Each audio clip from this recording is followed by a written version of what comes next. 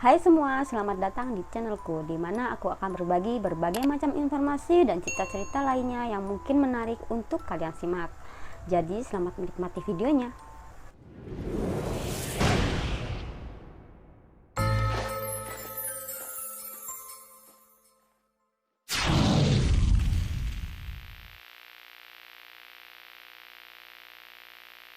Apa yang kalian pikirkan saat pertama kali mendengarkan kata voodoo? Mungkin sebagian besar kalian akan berpikir tentang ritual-ritual aneh, boneka yang ditusuk-tusuk dengan jarum, atau bahkan ilmu hitam.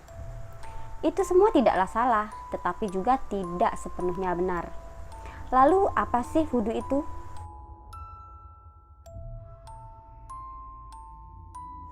Voodoo adalah kepercayaan atau agama yang berasal dari Afrika Barat dan sudah ada sejak zaman prasejarah.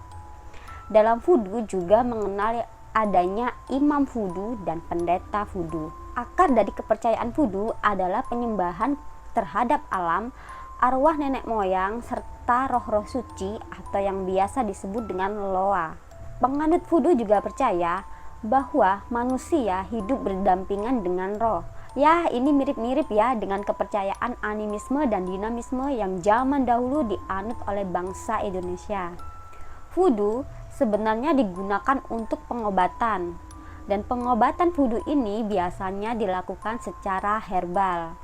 Memang kadang-kadang ada ritual pemanggilan roh, tetapi itu bertujuan untuk meminta bantuan dalam penyembuhan tersebut.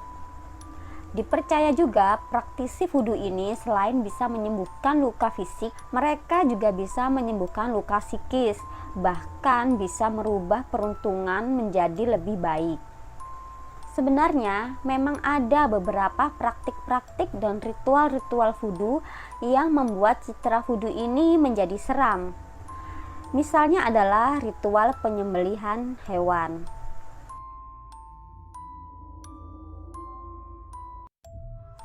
Ritual penyembelihan hewan ini bertujuan untuk diambil darahnya yang kemudian akan dipersembahkan kepada arwah atau kepada roh. Penganut voodoo percaya bahwa di dalam darah terdapat kekuatan yang bisa mengembalikan kekuatan roh. Binatang yang disembeli umumnya adalah ayam, kambing, lembu yang kemudian dagingnya dan sebagian darahnya akan dimasak lalu dibagi-bagikan untuk dimakan bersama. Jadi tidak benar ya jika praktisi voodoo ini adalah orang-orang yang haus darah. Walaupun ada beberapa kejadian seram tentang orang-orang yang melakukan pengorbanan manusia dengan alasan ritual voodoo. Karena penganut voodoo yang sebenarnya percaya untuk tetap hidup dalam damai. Mereka percaya bahwa perbuatan jahat tidak akan lepas dari hukuman. Selain ritual penyembelihan, hal lain yang terkenal seram dari voodoo adalah boneka voodoo.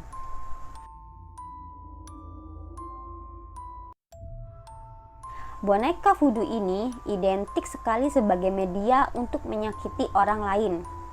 Kalau di Indonesia sih disebutnya boneka santet ya. Tetapi tahukah kalian, fungsi dari boneka voodoo ini semata-mata bukanlah untuk menyakiti orang.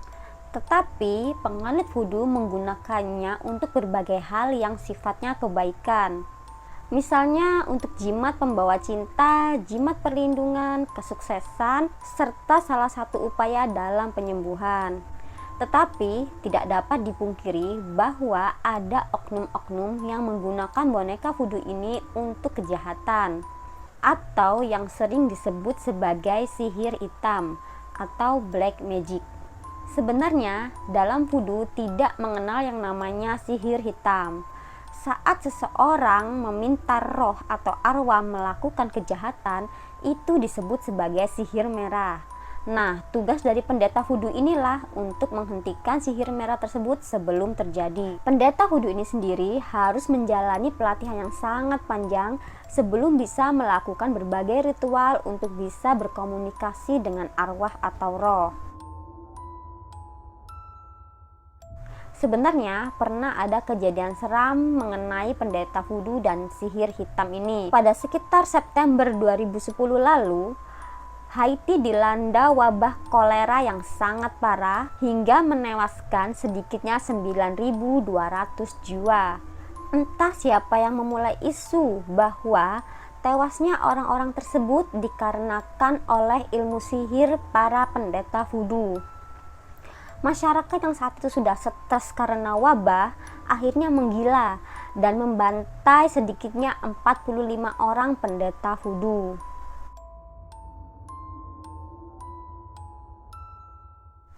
Berbeda dengan zombie yang ada di film dan di video game, zombie voodoo tidak menyerang dan menggigit manusia. Konon katanya zombie voodoo adalah orang yang telah meninggal lalu dihidupkan kembali oleh pendeta voodoo untuk dipekerjakan sebagai budak. Mengenai zombie voodoo ini sebenarnya tidak banyak yang bisa menjelaskan karena tidak ada yang secara gamblang menjelaskan bahwa dia bisa membuat seseorang menjadi zombie voodoo. Tetapi jika dirunut secara sejarah, sebenarnya zombie voodoo ini adalah metafora dari perbudakan. Pada zaman dahulu, orang-orang kulit hitam mengalami perbudakan oleh bangsa Eropa dan Amerika. Nah, pada masa perbudakan tersebut, mereka hidup hanya untuk bekerja keras, tanpa harapan, tanpa keinginan apa-apa. Jadi, mereka seperti mayat, tetapi hidup. Mungkin karena itu disebut sebagai mayat hidup alias zombie. Tetapi kemudian kisah ini malah menjadi inspirasi film zombie pertama kali, yaitu White Zombie yang diputar pada tahun 1932, di mana zombie di film ini diceritakan sebagai mayat hidup yang mengejar dan menggigit manusia.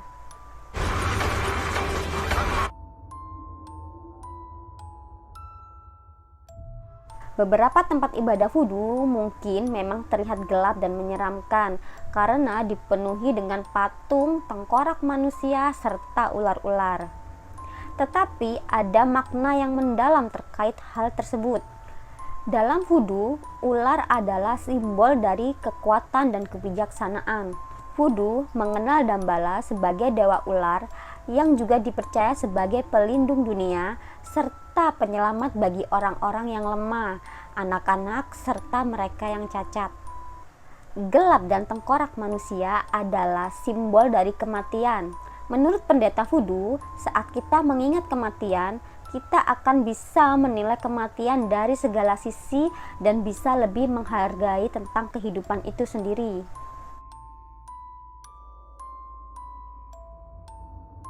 Voodoo saat ini memiliki 3 aliran yang berbeda yang dipengaruhi oleh lingkungan. Yang pertama, voodoo Afrika Barat. Keyakinan dan ritual voodoo di sini masih asli tanpa tersentuh dunia luar. Yang kedua, voodoo yang ada di Louisiana yang banyak dipengaruhi oleh penduduk asal Prancis dan Spanyol. Dan yang ketiga, voodoo Haiti yang dibentuk atas pengaruh dari umat Kristen. Di era kolonial Prancis, voodoo dianggap hal yang tabu dan terlarang oleh para misionaris Katolik. Tetapi pada akhirnya voodoo dapat diterima oleh gereja Katolik. Bahkan pada tahun 1993, Paus Paulus Yohanes II mengakui kebaikan mendasar yang ada dalam ajaran voodoo. Lalu, pada pertengahan tahun 90-an, pemerintah di Benin membangun sebuah monumen voodoo yang berada di sebuah hutan keramat. Voodoo kerap kali diasosiasikan sebagai sihir hitam yang jahat. Itu karena kesalahpahaman para pendatang baru di Afrika pada masa lampau, dan situasi tersebut diperburuk dengan media dan film-film Hollywood yang seringkali menampilkan voodoo sebagai sesuatu hal yang seram. Walau kini menjadi minoritas, tetapi voodoo mulai bangkit di Afrika Barat sebagai warisan kepercayaan dan kebudayaan. Jika kalian berkunjung ke Afrika Barat, jangan lupa mampir ke alun-alun kota Porto Novo, ibu kota Benin, karena di sana sering diadakan festival voodoo yang bisa ditonton oleh wisatawan. Nah, cukup sekian ya pembahasan voodoo di video kali ini. Semoga kalian menikmati videonya dan jangan lupa di subscribe, jangan lupa di like. Sampai berjumpa di video selanjutnya.